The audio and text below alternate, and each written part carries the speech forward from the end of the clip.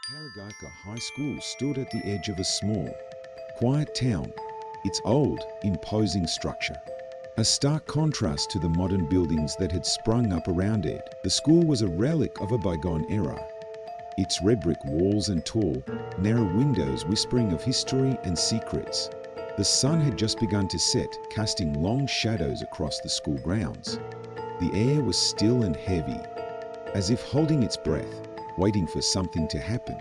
Yuki Nakamura, a second-year student, stood at the entrance, her fingers clutching the straps of her backpack. She had stayed late to finish an art project and now regretted not leaving with her friends. The halls were eerily quiet, the usual bustling noise of students long gone. Yuki took a deep breath and stepped inside, her footsteps echoing loudly in the empty corridor. As she walked, she couldn't shake the feeling that she was being watched. She glanced over her shoulder, but the hallway was empty. Shaking her head, she continued on, determined to get to her locker and retrieve her things quickly. The fluorescent lights flickered above, casting an unnatural glow that made the shadows dance. Yuki's locker was at the far end of the hallway, near the old science lab that had been closed off for years. She had heard rumors about the lab, stories of strange noises and unexplained incidents, but she had never paid them much attention. Tonight, however, the darkness seemed to be pressing in, and the silence was oppressive. She reached her locker and fumbled with the combination lock, her hands trembling slightly. As she opened the door, she heard it a faint whisper, like the rustling of leaves. Yuki froze, her heart pounding in her chest. She strained to listen, but the whispering had stopped. She shook her head again, telling herself it was just her imagination. But as she turned back to her locker, the whispering started again, louder this time, more insistent. Yuki's blood ran cold.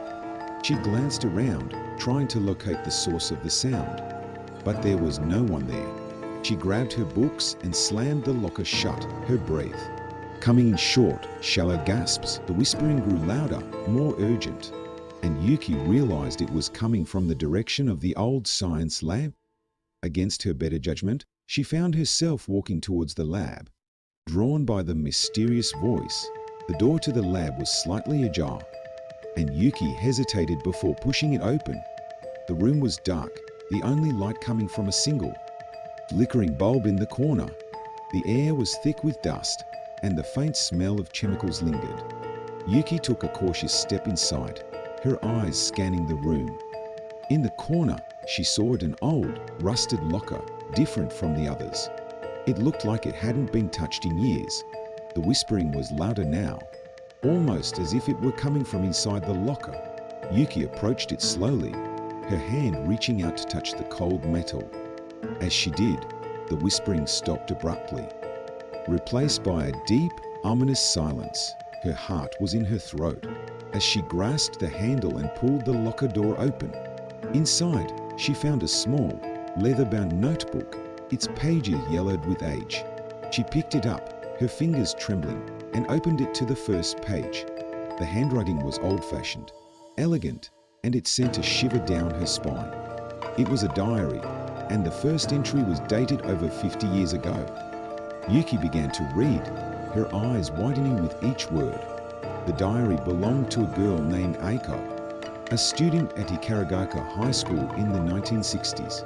Eiko wrote about strange occurrences at the school, voices in the hallways, shadows that moved on their own, and the feeling of being watched. As Yuki read on, she realized that Eiko had experienced the same whispering that she had heard. The entries grew more disturbing, detailing Eiko's descent into fear and paranoia. She wrote about seeing figures in the darkness, about being unable to sleep because of the constant whispering. The final entry was the most chilling. Eiko wrote that she had discovered the source of the whispers, a spirit trapped in the old locker, desperate to be freed. She had tried to help it, but something had gone terribly wrong. The entry ended abruptly, the last word smeared and illegible. Yuki closed the diary, her hands shaking. She looked around the room, her fear mounting. What had happened to Eiko? Had she been able to free the spirit, or had she fallen victim to it? Yuki's mind raced with questions, but she had no answers. Suddenly, she heard a noise behind her, a soft, shuffling sound. She spun around, her heart pounding, but the room was empty. The whispering started again, louder than before, and Yuki realized with a jolt of terror that it was coming from the locker. She backed away, her breath coming in rapid gasps. She had to get out of there, but as she turned to leave, the door to the lab slammed shut with a deafening bang. Yuki was trapped. The whispering grew louder, filling the room, and she felt a cold hand brush against her arm. She screamed, but the sound was swallowed by the darkness. The last thing she saw before everything went black was the locker, its doors swinging open and a pair of glowing eyes staring out at her. When Yuki came to, she was lying on the floor of the lab, the diary still clutched in her hand. The room was silent, the whispering gone. She scrambled to her feet and ran to the door, yanking it open and fleeing down the hallway. She didn't stop running until she was outside, gasping for breath in the cool night air. Yuki knew she couldn't leave things as they were. She had to find out what had happened to Eiko and to the spirit trapped in the locker. But she also knew she couldn't do it alone. She would need help. She made a plan to return to the school the next day with her friends, and together they would uncover the truth. As she walked home, the diary clutched tightly in her hand. She couldn't shake the feeling that she was being watched. The whispering had stopped, but the fear lingered, gnawing at her. Yuki knew that whatever was in that locker was still there, waiting, and she was determined to find out why. The next morning, Yuki stood outside the school gates, her heart pounding with a mixture of fear and determination. Beside her stood her best friend, Haruki Sato, a tall, serious boy with a knack for solving mysteries. Haruki had always been the rational one, the one who never believed in ghosts or the supernatural. But after hearing Yuki's story, he had agreed to help her. They had also brought along Akira Tanaka, a cheerful and curious girl with a love for adventure, and Kenji Mori, a quiet but perceptive boy who rarely spoke, but always noticed things others didn't. The four of them formed an unlikely team, united by a shared sense of curiosity and the desire to uncover the truth. As they entered the school, the familiar hallways seemed to close in around them, the atmosphere heavy with anticipation. Yuki led the way, her steps purposeful despite the fear gnawing at her insides. They reached the old science lab, the door still slightly ajar from the night before. Yuki hesitated before pushing it open, the memory of the whispering still fresh in her mind. The room was just as she had left it, the old locker, standing ominously in the corner. Haruki stepped forward, his eyes scanning the room with a critical eye. "Let's start by examining the locker," he said, his voice calm and steady. Yuki handed him the diary, and he flipped through the pages, his brow furrowing as he read. "This is definitely strange," he murmured, "but we need more information. We need to find out who Eiko was and what happened to her." Akira, ever the optimist, chimed in. "Maybe we can check the school's records. There should be some mention of her if she was a student here." Kenji nodded in agreement, his eyes never leaving the locker. As the others discussed their next steps, Yuki couldn't shake the feeling that they were being watched. She glanced around the room, her eyes lingering on the shadows that seemed to move on their own. But she forced herself to focus, knowing that they needed to find answers. They split up, each taking a different task. Haruki and Akira headed to the library to search the school archives, while Yuki and Kenji stayed behind to examine the locker more closely. As Haruki and Akira pored over old yearbooks and student records, Yuki and Kenji carefully inspected the locker. Kenji ran his fingers over the rusted metal, his eyes narrowing in concentration. "There has to be a reason this locker is different," he said quietly. Yuki nodded, her eyes drawn to the old lock that had kept the locker sealed for so long. "Maybe there's something inside that we missed," she said, reaching for the handle. Kenji stopped her, his grip firm but gentle. "Let's wait for the others," he said. "We should do this together." Reluctantly, Yuki agreed, stepping back and letting the silence of the room wash over her. The minutes ticked by slowly, each one filled with a sense of foreboding. Finally, Haruki and Akira returned, their faces a mix of excitement and confusion. "We found something," Haruki said, holding up an old yearbook. "Eiko was a student here, just like the diary said. But there's more."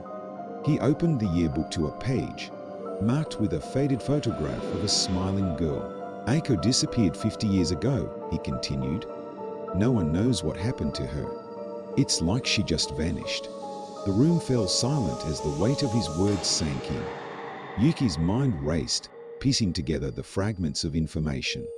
"Eiko was trying to free the spirit," she said slowly. "But something went wrong. What if she's still here, trapped somehow?" Haruki nodded, his expression thoughtful. "It's possible. But we need to be careful. Whatever is in that locker is dangerous." They gathered around the locker once more, their resolve strengthened by the new information. Haruki took the lead, his hands steady as he pried open the lock. The door creaked open, revealing the dark interior. Yuki held her breath, waiting for the whispering to start again. But instead, there was only silence. Haruki reached inside and pulled out a small wooden box, its surface covered in intricate carvings. "This must be it," he said, his voice barely above a whisper. He opened the box, revealing a collection of old yellowed papers and a small, delicate locket. Yuki picked up the locket, her fingers brushing against the cool metal. It was engraved with the initials A. Eiko Tanaka. The realization hit her like a wave. "Eiko was trying to communicate with us," she said, her voice trembling. "She left these clues for us to find." Haruki nodded, his eyes scanning the papers. "These look like letters. Maybe they can tell us more about what happened." As they read through the letters, a picture began to form. Eiko had discovered the spirit trapped in the locker and had tried to free it. But something had gone wrong. The spirit had latched onto her, driving her to the brink of madness. In her final moments, she had hidden the box, hoping that someone would find it and finish what she had started. Yuki felt a chill run down her spine as the pieces fell into place. They were dealing with something far more dangerous than they had realized. "We need to find a way to free the spirit," she said, her voice firm. "And we need to do it before anyone else gets hurt." The others nodded in agreement, their expressions grim. They knew they were in over their heads, but they also knew they couldn't turn back now. As they left the lab, the weight of their task settled over them like a heavy shroud. The school seemed darker, more foreboding, as if it too sensed the danger lurking within its walls. But despite their fear, they were determined to see this through. They would find a way to free the spirit and uncover the truth about Eiko's disappearance, and they would do it together, no matter the cost. The investigation was far from over, and the danger was only beginning. But they were ready, or so they hoped. The next day dawned with an unsettling stillness, as if the world itself was holding its breath. The four friends gathered once more, their resolve unwavering despite the fear gnawing at their insides. They knew they were on the brink of something monumental, something that could change everything. But they also knew they had to be careful. Whatever they were dealing with was powerful and dangerous, and they couldn't afford to make any mistakes. As they set off on their next steps, they could only hope that they were ready for what lay ahead. The true horror of Hikarigaka High was still hidden in the shadows, waiting to be uncovered, and they were determined to bring it to light, no matter what it took. Yuki stood frozen before the spectral form of Eiko, her mind racing with disbelief and fear. The street around them was quiet, bathed in the soft glow of street lamps that flickered intermittently, casting long shadows that seemed to dance in the night breeze. Eiko's presence was both ethereal and unsettling, her translucent figure shimmering faintly in the dim light. Her eyes, once vibrant with life, now held an emptiness that sent a chill down Yuki's spine. "What happened to you, Eiko?" Yuki managed to ask, her voice trembling. Eiko's voice echoed softly, like a whisper carried on the wind. "I tried to free the spirit trapped in the locker," she said, her tone tinged with regret. "But it didn't want to be freed. It latched onto me instead." Yuki's heart sank as she listened to Aiko's tale. The spirit, hungry for release, had found a vessel in Aiko, binding itself to her with a dark and insidious power. "I've been trapped here ever since," Aiko continued, her form wavering slightly as if struggling to maintain its coherence. "I've tried to warn others, to protect them from the same fate." Yuki glanced around nervously, suddenly aware of how vulnerable they were standing alone in the deserted street. "What does the spirit want?" Yuki asked, her voice barely above a whisper. Aiko's eyes met hers, filled with a sorrow that transcended the boundaries of the living and the dead. "It wants revenge," she said, her voice trembling. "It was wronged in life, and it seeks justice in death." Yuki's mind raced as she tried to make sense of Aiko's words. The spirit's thirst for vengeance had tethered it to the school.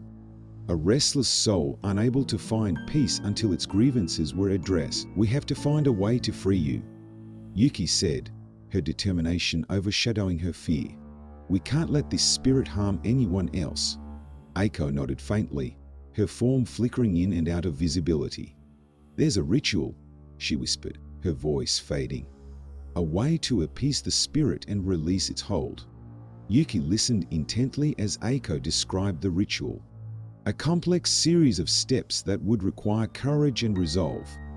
"We'll do it," Yuki promised, her voice steady despite the turmoil inside her. "We'll put an end to this." Aiko's form shimmered with gratitude, a faint smile crossing her lips before she began to fade into the night. "Be careful," she murmured, her voice barely audible. "The spirit is strong, and it will do anything to protect itself." With those final words, Aiko vanished, leaving Yuki alone in the silent street, her mind buzzing with the weight of their conversation. The next day, Yuki gathered her friends in the old science lab, the air heavy with anticipation and unease. They stood before the locker that had become the focal point of their fears and hopes, each of them steeling themselves for the task ahead. Haruki laid out the items they would need for the ritual: candles, herbs, and a small vial of blessed water. Akira had found ancient texts detailing similar rituals, providing guidance and warnings that added to the gravity of their undertaking. Kenji, ever observant, checked the surroundings for any signs of paranormal activity, his eyes scanning the room for shadows that moved on their own, or whispers carried on the wind. "We need to be precise," Haruki said, his voice steady. As he began to set up the ritual space, every step must be followed exactly as Aiko described. Yuki nodded, her hands steady as she lit the candles one by one, their flickering flames casting dancing shadows on the walls. The air in the room grew tense as they completed each step of the ritual, their movements synchronized with a sense of purpose and urgency. As they reached the final step, a hush fell over them, the weight of their actions palpable in the stillness of the lab. Yuki held her breath as she poured the blessed water over the open locker, the liquid shimmering with an otherworldly glow. Suddenly, the air around them grew cold, and a presence filled the room, its intensity sending shivers down their spines. The spirit had awakened. Yuki glanced around nervously, her heart racing. As the locker began to emit a faint, haunting melody, the echoes of a life cut short and a soul seeking redemption. "We're here to help you," Yuki said, her voice trembling but resolute. "We know what happened to you, and we want to set you free." The melody grew louder, its mournful notes intertwining with the flickering candlelight. And then, as suddenly as it had begun, the melody stopped and the air grew still. Yuki held her breath, waiting for a sign.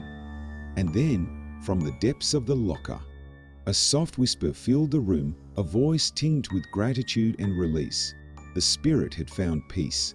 Yuki and her friends exchanged a weary but relieved glance, the weight of their shared experience binding them together in a way words could never convey. As they left the school that evening, the air felt lighter, As if a dark cloud had been lifted from Hikaragaoka High, they had faced the unknown and emerged stronger for it. Their bond forged in the crucible of fear and courage. But as they walked away, Yuki couldn't help but wonder if there were other spirits still lingering in the shadows, their stories waiting to be told. The haunting truth of Hikaragaoka High would forever be etched in their memories, a testament to the enduring power of belief and the resilience of the human spirit. The rain poured relentlessly outside Hikaragaoka High, the droplets tapping rhythmically against the windows and filling the corridors with a persistent, eerie soundtrack. The dim lights flickered sporadically, casting elongated shadows that seemed to dance with a life of their own. Yuki stood alone in the old science lab, her breath visible in the sudden chill that filled the room. Her flashlight's beam cut through the darkness, illuminating the dust-laden desks and forgotten experiments that had once been the epicenter of their harrowing encounters. In the center of the room stood the old locker, its rusty exterior, hiding the secrets that had haunted them all. Yuki approached it cautiously, her heart pounding in her chest each step, echoing her growing apprehension. She reached out, her fingers trembling as they brushed against the cold metal. Memories of Eiko and the ritual they had performed flooded her mind, and she felt a renewed determination to uncover the truth and find closure for both the living and the dead. Suddenly, the temperature dropped further, and the air grew thick with an oppressive presence. Yuki turned slowly, her flashlight casting a pale glow on the spectral figure that had appeared behind her. Eiko's ghostly form stood before her, the sorrow in her eyes palpable. The translucent figure flickered, as if struggling to maintain its hold on this plane of existence. "Eiko," Yuki whispered, her voice barely audible above the sound of the rain. "We've come to help you." Eiko nodded, her gaze filled with gratitude and lingering sadness. "The spirit's hold is strong," she said, her voice like a distant echo. "But you can free me, Yuki. You and your friends." Yuki nodded, determination hardening her resolve. "We'll do whatever it takes," she promised, her voice steady, despite the fear gnawing at her insides. As if summoned by Yuki's words, Haruki, Akira, and Kenji entered the lab, their expressions a mix of apprehension and determination. They had felt the same pull, the same need to return and finish what they had started. Haruki approached Yuki, his eyes scanning the room with a mixture of caution and curiosity. "We need to be careful," he warned, his voice low. "Whatever is in that locker is more dangerous than we realize." Akira nodded, her usual cheerfulness replaced by a grim resolve. "Let's do this," she said, her voice firm. For Eiko, Kenji, ever observant, moved to the locker, his eyes narrowing as he examined the intricate carvings that adorned its surface. "There are symbols here," he murmured. "Ritualistic. We need to understand them if we're going to break the spirit's hold." The four friends gathered around the locker, their combined knowledge and determination forging a bond that transcended their fear. Yuki produced the ritual book they had used before, its pages yellowed and brittle, filled with ancient incantations and instructions. As they began the ritual, the room grew colder, the lights flickering more violently. The presence in the room intensified, and the whispers that had haunted them before returned, growing louder and more insistent. Yuki read aloud from the book, her voice strong and clear despite the oppressive atmosphere. The others followed her lead, their voices joining in a harmonious chant that filled the room with a strange, otherworldly energy. The locker began to vibrate, the symbols glowing with an eerie light.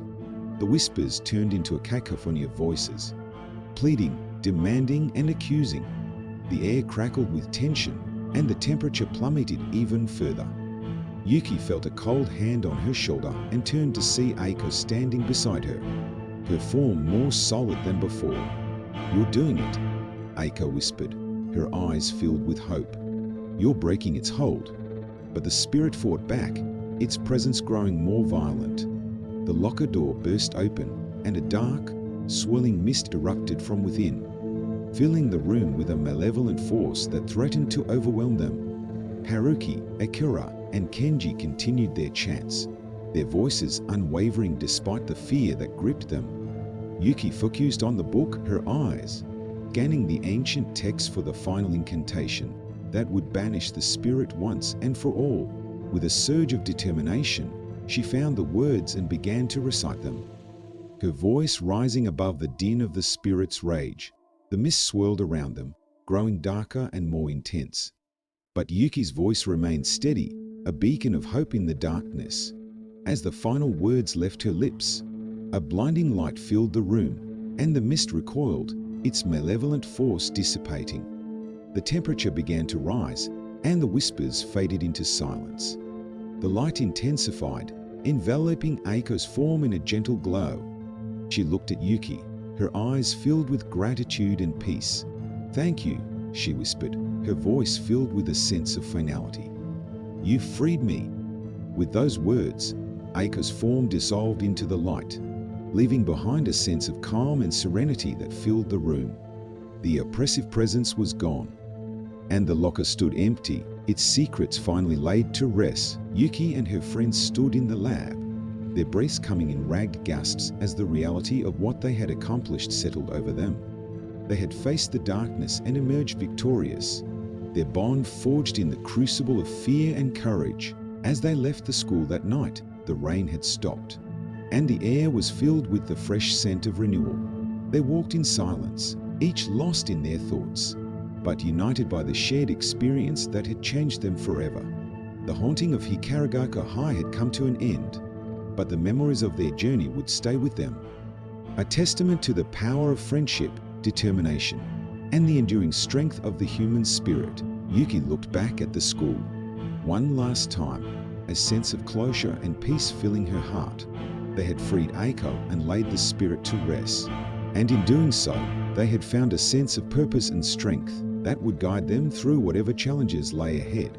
The darkness had been banished, and the light of their courage and friendship would shine brightly, a beacon of hope in a world filled with shadows.